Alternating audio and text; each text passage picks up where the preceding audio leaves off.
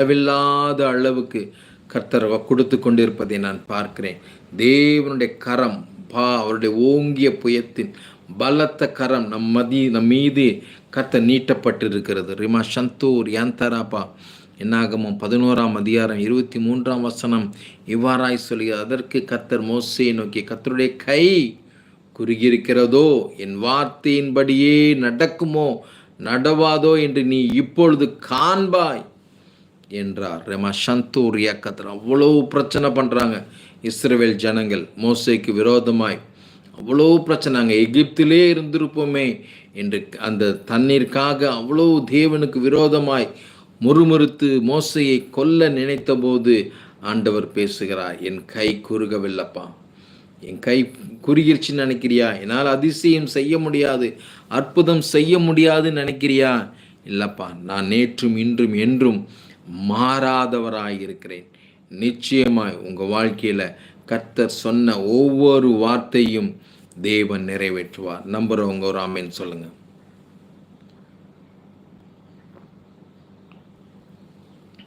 ஐயா, என் தம்பியோட வாழ்க்கைக்காக ப்ரேயர் பண்ணுங்க. போலீஸ் ஸ்டேஷனில் இருக்கான். எல்லா ப்ராப்ளம் சரியாகணும் ப்ரேயர் பண்ணுங்கப்பா. ஸ்தோத்திரம். மகனுக்கு விரோதமாக இருக்கிற எல்லா கிரியைகளும் மாறி போகட்டும்ப்பா. ரிபஷந்து ரியாந்தராப்பா.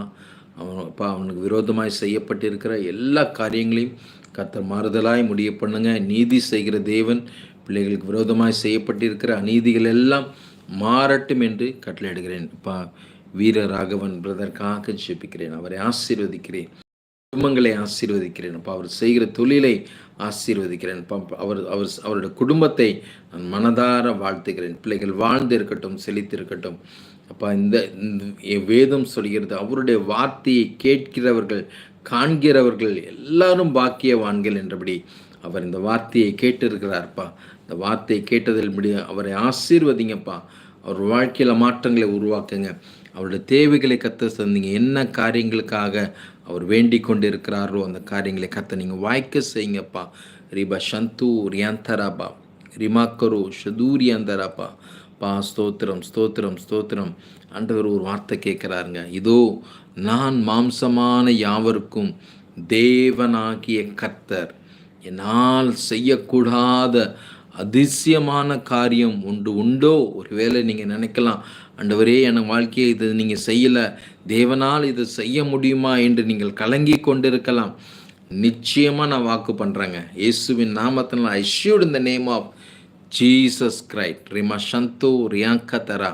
நன்றிப்பா. இயேசுவின் நாமத்தினாலே அப்பா நான் உங்களுக்கு ஒரு அஷூரன்ஸை கொடுக்குறேன். தேவனால் கூடாத காரியம் ஒன்றுமில்லை.